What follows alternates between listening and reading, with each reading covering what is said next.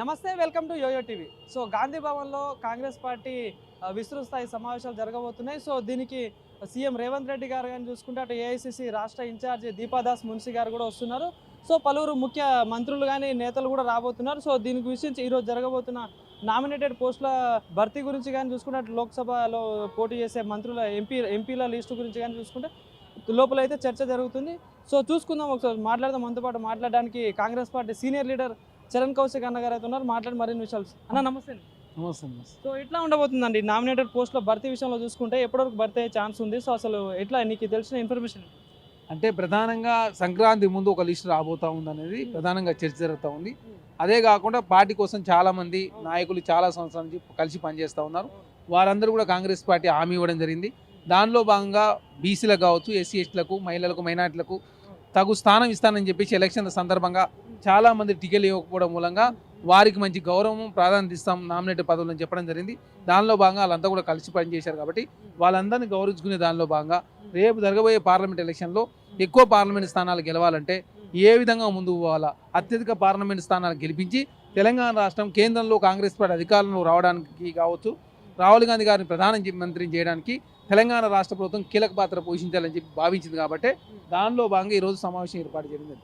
So ఇప్పుడు దగ్గరలో లోక్సభ ఎన్నికలు కూడా ఉన్నాయన్న. సో మరి ఎట్లా ఉండబోతుంది ఇటు చూసుకుంటే? ఇటు అంటే హైదరాబాద్ సిటీలో చూసుకుంటే కూడా ఇక్కడ కాంగ్రెస్ పార్టీ గెలిచిన సీట్లు ఒకటి కూడా లేవు. సో మరి ఎట్లాంటి కార్యాచరణతో ముందుకెళ్ళబోతుంది? అంటే ఆనాడు గ్రేటర్ హైదరాబాద్ పరిధిలో కావచ్చు, రంగారెడ్డి జిల్లాలో కావచ్చు, ప్రధానంగా గ్రేటర్ హైదరాబాద్ డిక్లరేషన్ ప్రకటించకపోవడం మూలంగా కొంత బీఆర్ఎస్ పార్టీ మేలు జరిగిన మాట వాస్తవం.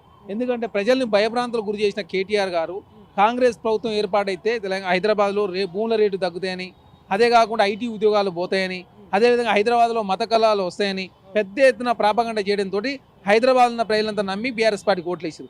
కానీ రేపు జరగబోయే పార్లమెంట్ ఎలక్షన్స్ జాతీయ స్థాయిలో కాంగ్రెస్ ఉండాలన్నా, భారతీయ జనతా పార్టీ ఉండాలన్నా జరగబోయే ఎలక్షన్లు కాబట్టి కాంగ్రెస్ ప్రభుత్వం తెలంగాణ రాష్ట్రంలో అధికారం ఉంది. ఈ కాంగ్రెస్ ప్రభుత్వమే గతంలో ఐటీని తీసుకొచ్చింది, మేమే ఐటీఆర్ ప్రాజెక్ట్ తీసుకొస్తే భారతీయ జనతా పార్టీ రద్దు చేసింది కాబట్టి దానికి బీఆర్ఎస్ పార్టీ 9 సంవత్సరాల కాలం పాటు మద్దతు ఇచ్చింది కాబట్టి మేము ఇక్కడ అత్యధిక పార్లమెంట్ స్థానాలు గెలిపిస్తే మేము హైదరాబాద్ని ఏం చేయబోతా ఉన్నాం, RRRను ఏ విధంగా డెవలప్మెంట్ చేయబోతా ఉన్నాం, అదేవిధంగా మెట్రోను ఏ విధంగా విస్తరించబోతా ఉన్నాం, అదేవిధంగా ఐటీ జాబ్లు ఏ విధంగా క్రియేట్ చేయబోతా ఉన్నాం, అదేవిధంగా ఐటీ రంగం కాకుండా భూముల ధరలు తగ్గకుండా ఇన్ఫ్రాస్ట్రక్చర్ని ఏ విధంగా పెంపొందించే దానిలో భాగంగా కాంగ్రెస్ ప్రభుత్వం ఏ విధంగా ముందుకు పోతుందని ఆల్రెడీ ముఖ్యమంత్రి గారు చాలా స్పష్టంగా చెప్పడంతో ప్రజలకు కూడా చాలా స్పష్టంగా అర్థమైంది. కాంగ్రెస్ ప్రభుత్వం ప్రజాప్రభుత్వం కాబట్టి ప్రజలకు అందుబాటులో ఉన్నది.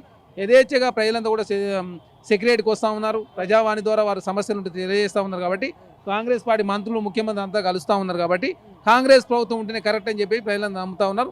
దానిలో భాగంగా కాంగ్రెస్ ప్రభుత్వం మంచి పరిపాలన అందిస్తుందని చెప్పేసి ప్రజలంతా కోరుకుంటా ఉన్నారు. దానిలో భాగంగా ఈ 30 రోజుల కాలంలో కాంగ్రెస్ పార్టీ అద్భుతమైన పరిపాలన అందించిందనేది ప్రజలైతే ఒక నిర్ణయానికి వచ్చారు కాబట్టి ఇప్పుడు ఖచ్చితంగా అత్యధిక పార్లమెంట్ స్థానం గెలవాలని చెప్పి కాంగ్రెస్ పార్టీ భావిస్తాం. ఇంకోటి చూసుకుంటే నామినేటెడ్ పోస్టుల విషయంలో చూసుకున్నా కూడా అటు ఎంపీ సీట్లో చూసుకున్నా ఆశావాహులు చాలా మంది ఉన్నారు. సో వీళ్ళందరినీ కాంగ్రెస్ పార్టీ ఎట్లా తీర్పు ఇవ్వబోతుంది, వాళ్ళకి ఎట్లా న్యాయం చేయబోతుంది? అంటే నామినేటెడ్ పదవుల విషయంలో 3 సంవత్సరాలకు ఒకరు అంటే ఇద్దరికి అవకాశం ఇవ్వచ్చు ఒక పోస్టుని. అదే కాకుండా పార్టీ పదవులు ఇవ్వచ్చు.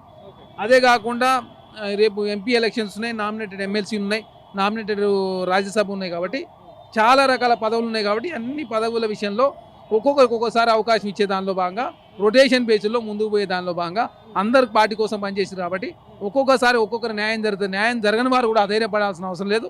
ఖచ్చితంగా మీకు న్యాయం జరుగుతుంది. పార్టీ నమ్ముకున్న వాళ్ళు ఎవరికి మోసం జరగదని చెప్పేసి తెలియజేసే దానిలో భాగంగా ఈరోజు ప్రధానంగా ఈ సమావేశంలో కూడా దాని మీద చర్చించబోతాం. ఇంకోటి, ఏదైతే కాళేశ్వరంలో జరిగిన అవినీతిని కాంగ్రెస్ పార్టీ బయటికి తెచ్చింది, కానీ సిబిఐకి ఎందుకు విచారణకు పంపించట్లేదని చెప్పేసి కిషన్ రెడ్డి లాంటి వాళ్ళు కూడా విమర్శలు చేయడం జరిగింది. సో నిన్న కామెంట్స్, దాని మీద మీరు చెప్పేది ఏంటి? ప్రధానంగా సిబిఐ కావచ్చు, ఈడీ కావచ్చు, ఇన్కమ్ ట్యాక్స్ కావచ్చు, భారతీయ జనతా పార్టీకి ఫ్రంటల్ ఆర్గనైజేషన్గా ఉంటూ ఎక్కడ ఎలక్షన్లు వస్తే అక్కడ విచ్చలవిడిగా ప్రతిపక్ష పార్టీల మీద ఐటీ దాడులు, ఈడీ దాడులు, సిబిఐ దాడులు జరుగుతూ ఉన్నాయి కాబట్టి అట్లాంటి సిబిఐని కూడా నమ్మే పరిస్థితులు లేదు. ఒకనాడు సిబిఐ అంటే అటానమస్ బాడీగా ఉండేది, స్వతంత్రంగా నిర్ణయాలు తీసుకునేవాళ్ళు.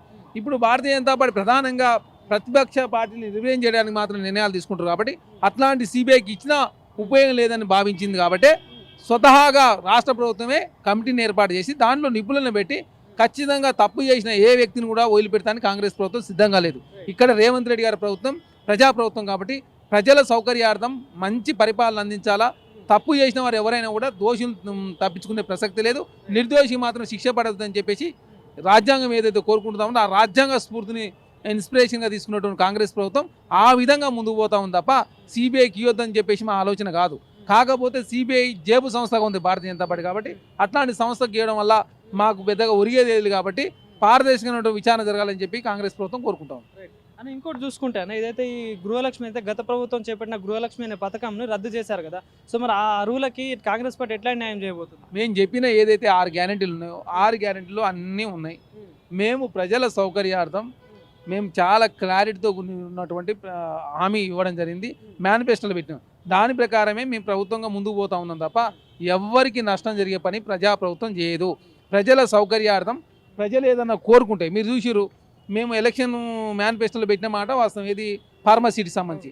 కానీ తర్వాత ప్రజలంతా కూడా ఫార్మసిటీ ఉండాలా, ఫార్మసిటీ ఉంటేనే ఇక్కడ డెవలప్మెంట్ జరుగుతుంది, భూముల రేటు తగ్గిపోతాయి, హైదరాబాద్కి మణిహారం అని చెప్పేసి ప్రజలంతా కోరుకోవడం, ప్రతిపక్షాలు విన్నవించడంతో దాన్ని కూడా పునఃసమీక్ష చేసినటువంటి సందర్భం. అంటే మాకు శతభిషలు ఏం లేవు, మేము ఏదో మాకు వచ్చినటువంటి ఐడియాని ప్రజల మీద ఉద్దేశంలో మేము లేము. ప్రజల సౌకర్యార్థం ఏది ప్రజలకు మంచి జరిగితే దాన్ని చేయడానికి సిద్ధంగా ఉంది కాబట్టి ఇది ప్రజాప్రభుత్వం. కానీ ఇంకోటి చూసుకుంటే ఏదైతే 6 గ్యారెంటీల దరఖాస్తు విషయంలో చూసుకున్నా కూడా కొన్ని లక్షలలో అప్లికేషన్లు వస్తున్నాయి. సో మరి వీళ్ళకి కాంగ్రెస్ పార్టీ ఎట్లా న్యాయం చేయబోతుంది? అంటే ప్రధానంగా ఏదైనా కూడా గైడ్లైన్స్ ఉంటాయి, గైడ్లైన్స్కి అనుకూలంగా పారదర్శకమైనటువంటి విధానాలతో ముందుకు పోతా ఉన్నాం.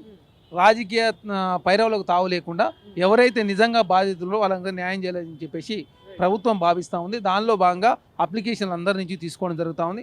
అప్లికేషన్ తీసుకున్న తర్వాత స్క్రూటినీ చేస్తారు, గైడ్లైన్స్ ఇసి స్క్రూటినీ చేసిన తర్వాత ఏ వ్యక్తికి కానీ ఏ వర్గానికి కానీ నష్టం జరగకుండా విధంగానే నిర్ణయాలు తీసుకుంటారు తప్ప ఇక్కడ ఏదో రాజకీయాలు చూపించి ఎవరినో నష్టం చేయాలనే ఆలోచన కాంగ్రెస్ ప్రభుత్వం లేదు. ఇది ప్రజాప్రభుత్వం కాబట్టి యథేచ్ఛ ప్రజలంతా కూడా అప్లికేషన్ పెట్టుకున్న తర్వాత వారికి ఇంటి ముందుకు వస్తాయి అన్నీ కూడా. ఎందుకంటే లబ్ధిదారులను కూడా గ్రామ సభల ద్వారానే నిర్ణయిస్తూ ఉన్నారు కాబట్టి ఎవరు కూడా అధైర్యపడాల్సిన అవసరం లేదు. ఇది ప్రజల ప్రభుత్వం, ప్రజా సౌకర్యార్థం ఏది చేయడానికైనా సిద్ధంగా ఉంది. అని ఇంకోటి అన్న ఫైనల్గా ఏదైతే నిన్న ప్రెస్ మీట్లో వైఎస్ షర్మిల గారు చెప్పిన కామెంట్ చూసుకుంటే, మేము పోటీ చేయనందుకే కాంగ్రెస్ పార్టీ అధికారంలోకి వచ్చింది, 30 స్థానాల్లో 10,000 మెజారిటీ వచ్చింది, ఆ స్థానాల్లో మేము పోటీ చేయలేదు కాబట్టి గెలిచింది, అందుకే కాంగ్రెస్ పార్టీ అధికారంలోకి వచ్చిందని నిన్న షర్మిల గారు చెప్పడం జరిగింది. సో దీని మీద మీరేమంటారు? అంటే షర్మిల గారు కాంగ్రెస్ పార్టీకి మద్దతు ఇచ్చిన మాట వాస్తవం, తెలంగాణ రాష్ట్రంలో పోటీ చేయన మాట కూడా వాస్తవమే. తర్వాత ఈరోజు కాంగ్రెస్ పార్టీలో తను జాయిన్ అవుతా ఉంది. అదే కాకుండా కాంగ్రెస్ పార్టీ గెలుపుకు తను మద్దతు ఇచ్చుడు కూడా జరిగింది కాబట్టి సరే, ఆమె ఏదేమనుకున్నా కూడా కాంగ్రెస్ పార్టీగా మేము మద్దతు తీసుకున్నాం.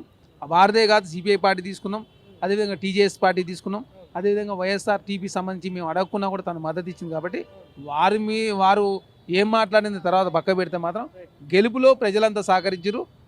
ప్రజా సంఘాలందరూ కూడా తెలంగాణ రాష్ట్రంలో కలిసికట్టుగా అందరూ కాంగ్రెస్ పార్టీ రావాలని చెప్పి కోరుకోవడంతో తెలంగాణ రాష్ట్రంలో కాంగ్రెస్ పార్టీ అధికారంలోకి వచ్చింది. Thank you.